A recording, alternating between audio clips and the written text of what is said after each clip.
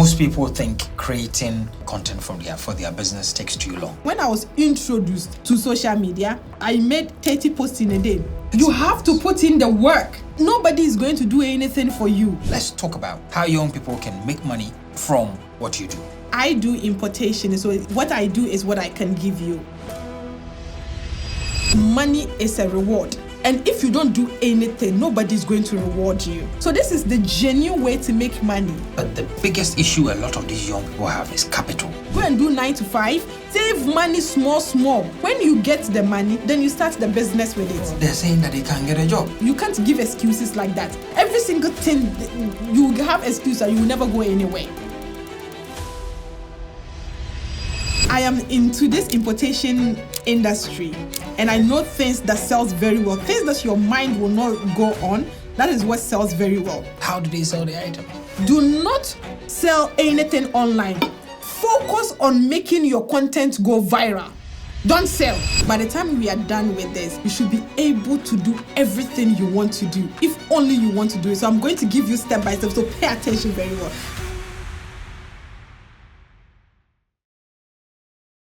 You're welcome to Konnected Minds podcast. My name is Derek Abaite. Many months ago, I met this lady online and she was teaching people how to import items into this country. And I thought she's a very interesting woman, especially because based on my research, she's built from ground up. And I loved her story. My audience jumped onto that episode and they enjoyed it. But I know people were asking for more. And after spending a lot of time with Aisha Bengai, I know there's more inside her that she can give to our audience and that you can benefit from. How to import into the country, how to do private labeling, white labeling, exactly the numbers. I think when you sit through this conversation, you're going to benefit so much on it. How to basically take a product and make it your own. And that's the steps we are going to take through. How do you make money from importing into your country? Wherever you are, it's going to be useful. So sit through and stick with me. My name is Derek Abaite, and this is Konnected Minds podcast. You're welcome to my studio, Aisha Bengai. Thank you. Thank you for having me. I'm super excited. Anytime you call, I am just in a hurry to come. So yeah. My questioning today is going to be serious it's going to top up on what we've done previously and then bring in some new things. But something that was heavily, like people did not exactly believe was how you were able to get in so much debt. So today I really want you to break it down as to what exactly happened to you. One thing I want everybody to know is that if you are in business, there will be challenges. Be prepared for it. One way or the other, there will be a challenge. If you are also doing business, make sure you choose the correct partner that has the same vision as you, that is not greedy. Well, that's what happened to me. He got to a point that he did not regard me. So whatever I will go through, however I will handle anything, he didn't care. But one day, he just woke up and he decided to leave. The business was two angles. So he was handling the finances and me, I was bringing in the contract. So that's how come he has access to all the finances, right? And when he was leaving, he left with every finance that we have and also left me with debt because he did not pay my Chinese partners that I do the shipping with. And so I did not know that he was piling up debt for me. I did not know. And so one day when he left, that was when my Chinese also people told me that, okay, we are not shipping your goods to you because you owe us. And then I asked them, how much do I owe you guys? And they were mentioning so much money that even me, myself, and Kasakran, if you put that money at once at one place, I haven't seen some before. I personally do not have one single item in the whole container, like the containers. My goods is not in, it's my customers. So if you sees it, like hundreds of people, thousands, I think over 2,000 people were affected.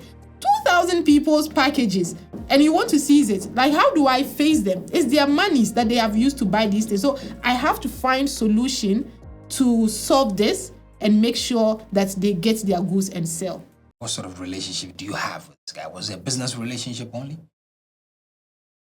Now, the reason I'm asking this question is, Yes. to what level can someone do such a damage to a young girl who also contributes so much to the success of the business? Okay, this part, we were dating kinda. So we were partners in the business, and then we had relationship as well. And so that was why I was able to trust him so much without thinking twice. What lessons did you learn from this personally? I trusted him too much because he was kind of my first and probably my last. Let's talk about how young people can make money from what you do. So I do importation. So what I do is what I can give you. Before you make money, think about it that money is a reward. And if you don't do anything, nobody's going to reward you. So before you make money, you have to do something and receive the reward. Look at it that way. Don't just say, Aisha is doing this, so I'm going to do what Aisha is doing. You don't have my energy. I don't sleep. In the case of trying to identify products, how do we identify the products that we want to either import or do locally?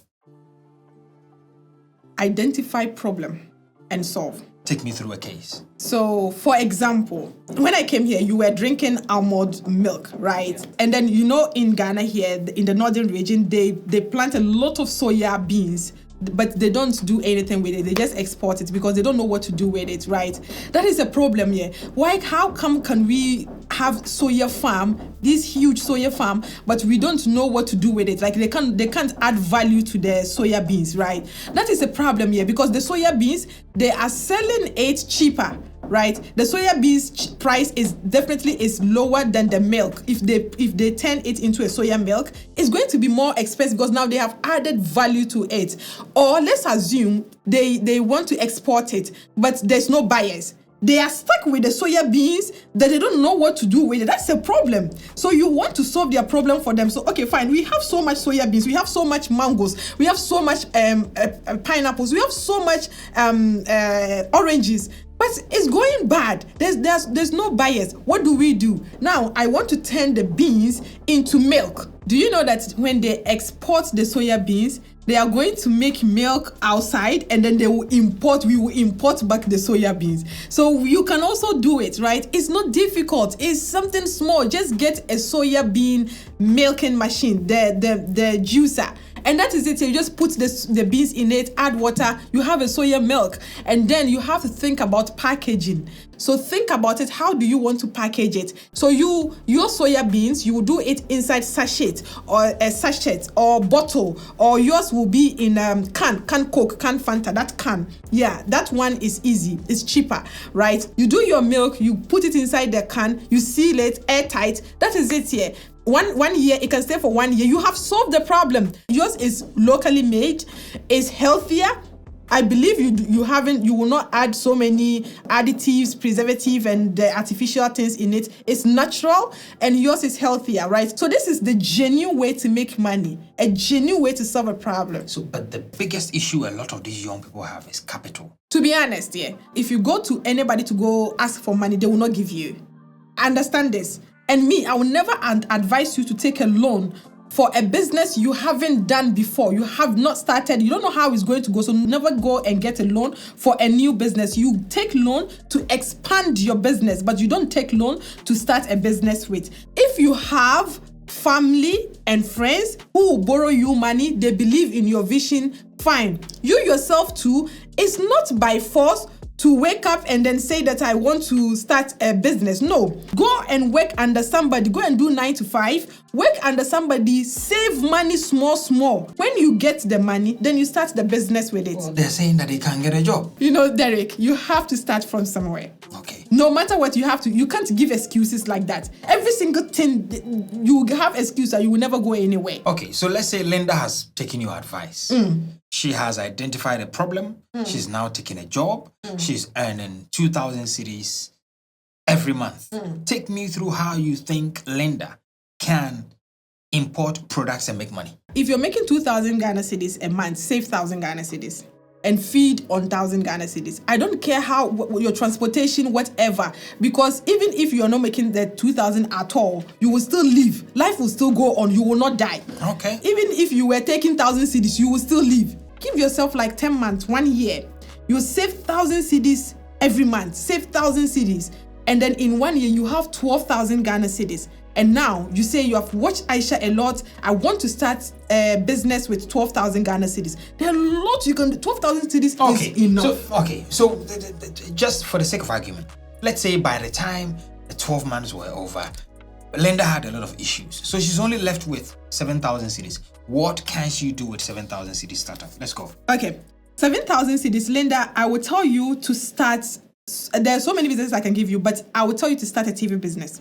I am into this importation industry and I know things that sells very well. TV, the smallest commercial size is 32 inches.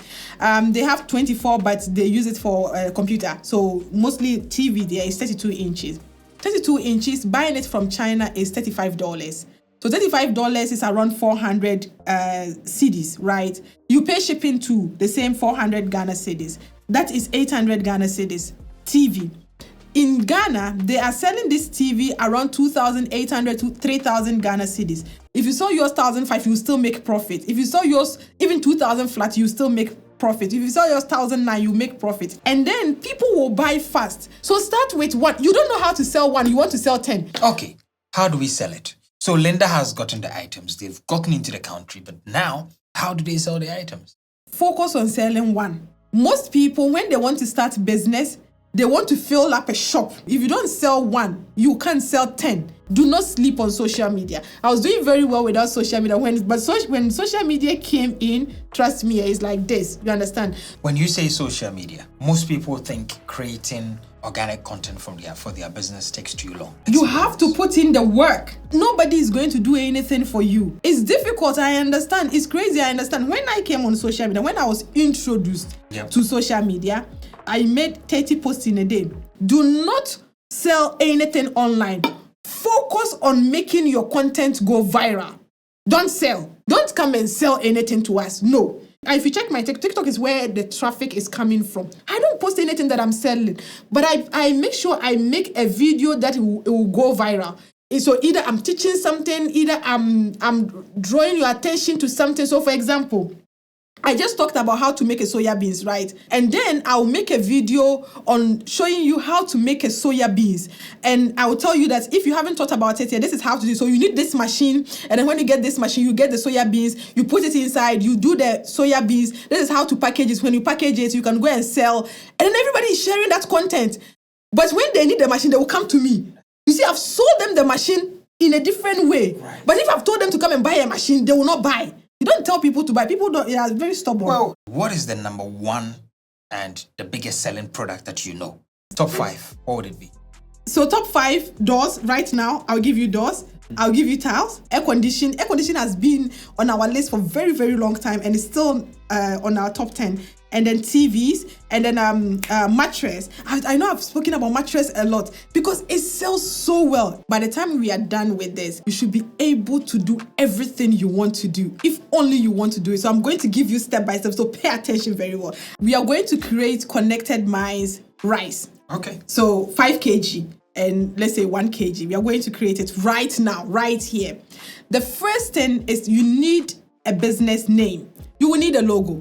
The next thing is packages. You know, I said we are going to do Konnected Minds perfume rice. Let's add perfume. Okay. Konnected Minds perfume rice, okay. 5 kg. Yep. So now we need 5 kg bags or sachets. So we need that.